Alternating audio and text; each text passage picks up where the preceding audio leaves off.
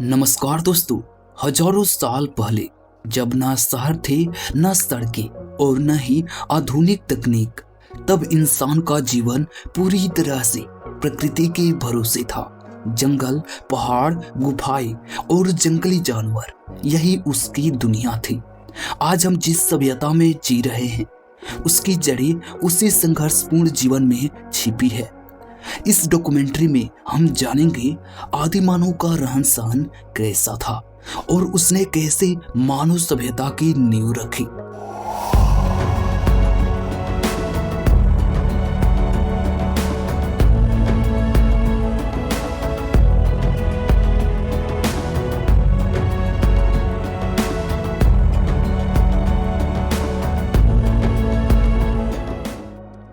आदि मानव का रहन सहन आज की आधुनिक मानव से बिल्कुल अलग और अत्यंत कठिन था।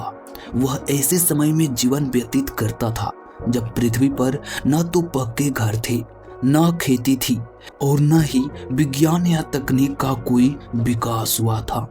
आदि मानव का पूरा जीवन प्रकृति की गोद में बीतता था और वह पूरी तरह जंगल, नदियों, पहाड़ों और मौसम पर निर्भर था। उसे यह नहीं पता था कि भविष्य में क्या होगा, इसलिए उसका जीवन निरंतर संघर्ष और असुरक्षा से भरा रहता था। जंगली जानवरों का डर, भोजन की अनिश्चितता, ठंड, गर्मी और वर्षा जैसी प्राकृतिक समस्याएं उसके जीवन का सामान्य हिस्सा थी। इन सभी कठिनाइयों के बावजूद आदि मानव ने धीरे धीरे अपने अनुभव और बुद्धि के बल पर जीवन जीने के तरीके विकसित किए। आदि मानव की आवास की बात करें तो वह स्थायी घरों में नहीं रहता था। प्रारंभिक काल में वह प्राकृतिक रूप से उपलब्ध सुरक्षित स्थानों जैसे गुफाओं, चट्टानों की दरारों और बड़े पेड़ों के नीचे निवास करता था।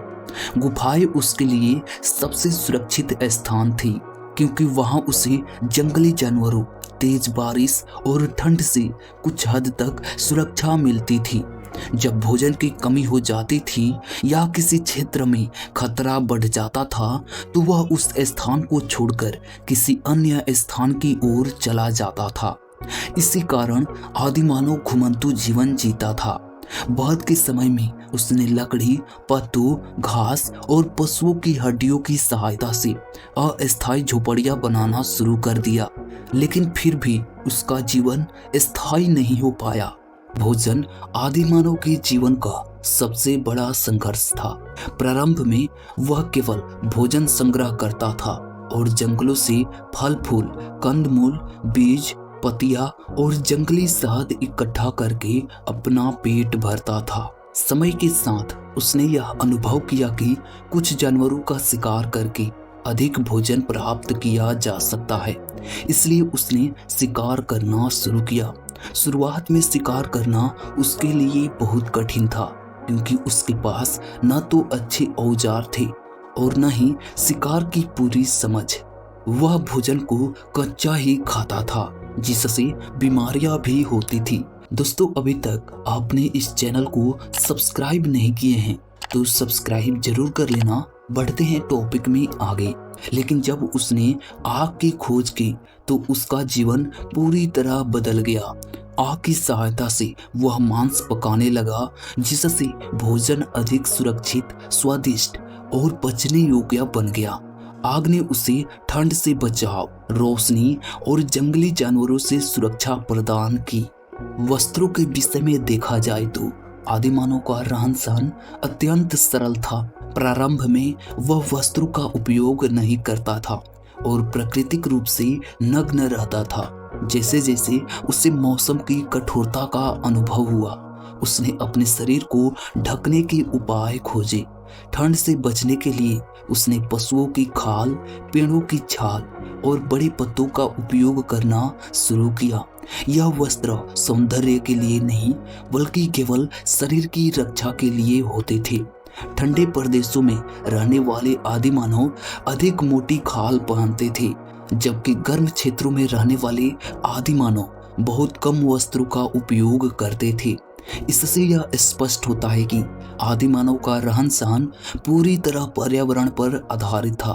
आदिमानव के औजार भी उसके जीवन का सबसे महत्वपूर्ण हिस्सा थे।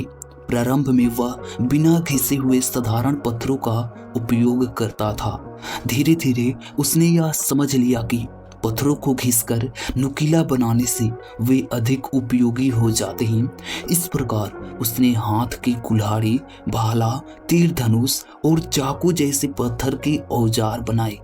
इन औजारों की सहायता से वह शिकार करता था, लकड़ी काटता था और जानवरों की खाल उतारता था। औजारों के विकास से आदिमानव की जीवन शैली में सुधार हुआ और वह पहले की तुलना में अधिक सुरक्षित जीवन जीने लगा। सामाजिक जीवन के क्षेत्र में भी आदिमानव का रहन सहन महत्वपूर्ण था। वह अकेले रहना पसंद नहीं करता था, बल्कि समूहों में रहना अधिक सुरक्षित समझता था। समूह में रहकर शिकार करना, भोजन एकत्र करना और जंगली जानवरों से मुकाबला करना अधिक आसान हो जाता था। सभी लोग मिलकर भोजन बांटते थे और एक दूसरे की सहायता करते थे। यही सामाजिक सहयोग आगे चलकर परिवार और समाज के विकास का आधार बना। आदिमानव इशारों, ध्वनियों और संकेतों के माध्यम से एक दूसरे से संवाद करता था, जो बाद में भाषा के विकास की दिशा में पहला कदम बना। धार्मिक और सांस्कृतिक दृष्टि से आदिमानव का रहन सहन अत्यंत रोचक था। वह प्रकृति की शक्तियों से भयभीत रहता था और सूर्य, चंद्रमा, अग्नि, वर्षा और बड़े जानवरों को दैवीय शक्ति मानता था। गुफाओं की दीवारों पर बने चित्र उसके कलाबोध और सांस्कृतिक चेतना को दर्शाते हैं। इन चित्रों में शिकार, नृत्य और दैनिक जीवन के दृश्य अंकित होते थे, जो आदिमानव की भावनाओं और अनुभवों को प्रकट करते हैं। अंत में कहा जा सकता है कि आदिमानव का रहन सहन अत्यंत कठिन और साधनों की कमी से भरा हुआ था, लेकिन यही जीवन शैली मानव सभ्यता की मजबूत नींव बनी। संघर्षों, अनुभवों और प्रयोगों के माध्यम से आदिमानव ने जीवन को बेहतर बनाने की दिशा में पहला कदम बढ़ाया।